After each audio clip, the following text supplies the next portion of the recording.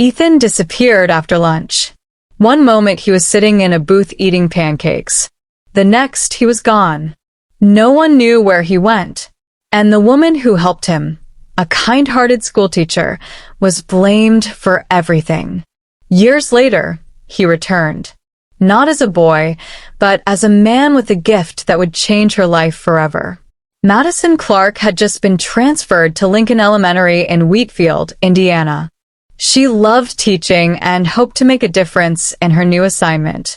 The school building was old, the paint faded, but the community had heart. On her first morning, she spotted a boy huddled on the curb near the school gate. His backpack was falling apart, his jeans were ripped, and his shoes had holes near the toes. He looked like he hadn't smiled in a long time. "Hey there, are you all right?" she asked, crouching beside him. "I'm Ethan. I can't go in. My shirt's torn, and everyone always laughs at me. And I'm starving." Madison's heart ached. "When did you last eat?" He looked away. "Saturday." It was Tuesday morning. Without hesitation, she offered him her hand. "Come on, let's get you something to eat." She walked him to the town's only diner and bought him pancakes, scrambled eggs, and milk. Ethan devoured the food like he hadn't eaten in days. Madison promised to buy him a fresh uniform after school and told him to wait there while she returned to get her car.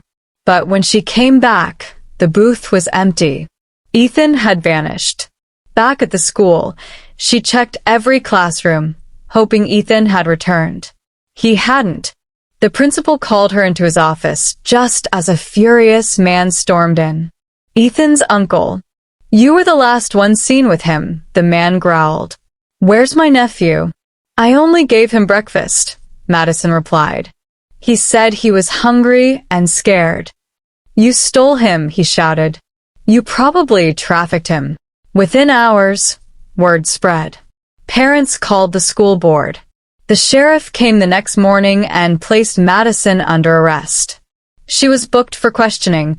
Her name splashed across local news headlines. Teachers suspected in boy's disappearance. Her husband, Tyler, stood by her. He sold their modest house to pay for legal support. Their daughter, Lucy, only 6, clung to the jail bars, crying, "Mommy, come home." But Madison couldn't. Not yet. Her kindness had put her behind bars. That same morning Madison was arrested, Ethan was huddled beneath a pile of burlap sacks in the back of a produce truck heading toward Indianapolis. His uncle had shouted at him that morning, demanding he either quit school and work at the scrapyard or leave for good. So Ethan chose the unknown. In Indianapolis, he wandered alleyways, slept behind strip malls, and scavenged for leftover pizza crusts and vending machine snacks. One night, he found a patch of thick hedges outside a large 2-story house and crawled under them for shelter. That night, he woke to whispers and footsteps. Through the gaps in the bushes, he saw a man in a long, dark coat sprinkling red powder at the gate. Angela Morgan must die. Angela Morgan must not see Sunday. Ethan held his breath, frozen with fear. He stayed silent until the man vanished. At sunrise, the gates of the house creaked open. A sleek SUV began to roll out. Ethan jumped in front of it.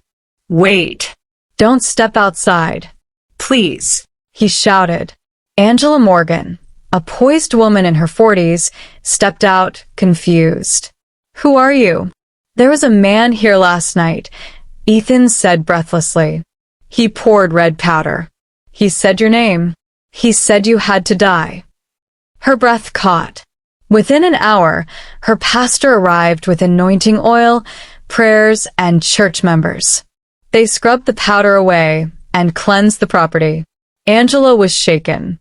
She sat down with Ethan and asked, "Where are your parents?" "I don't have any," he replied softly. "I lived with my uncle. He hit me a lot." Angela gently asked him to take off his jacket. When he did, she saw the bruises and scars on his back. "You're safe now," she whispered. "You can stay here." I'll take care of you. And she did. Ethan started school again. Angela, who had no children of her own, legally adopted him a year later. She paid for his therapy, his education, and treated him like her own flesh and blood. 10 years later, Ethan had graduated from college with honors.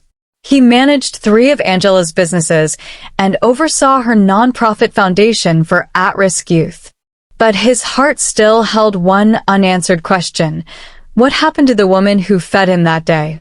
After searching, he finally found her. Madison Clark now lived in a small apartment and ran a modest food cart, selling hot dogs and lemonade on the edge of Wheatfield's town square. Despite all she'd lost, she still gave free meals to children who looked hungry. Madison? He asked one warm evening, walking up to her cart.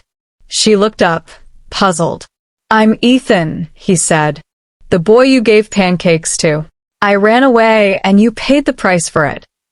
Her eyes welled up. Oh my God. Ethan? He nodded. You saved my life. And now it's my turn. He took her and her family to Indianapolis. Angela met them warmly. Together, they walked to a new building, gleaming glass, wide steps, bold letters overhead. Clark Academy for Hope. Built with Angela's funding, run by Ethan's foundation, and named after the woman who showed a hungry boy kindness. You gave me pancakes, he said. Now, thousands of kids will get an education because of you. Madison could only cry, her husband and daughter beside her, overwhelmed. Moral. A single kind act can ripple across years, changing lives in ways you may never imagine. Never stop doing good.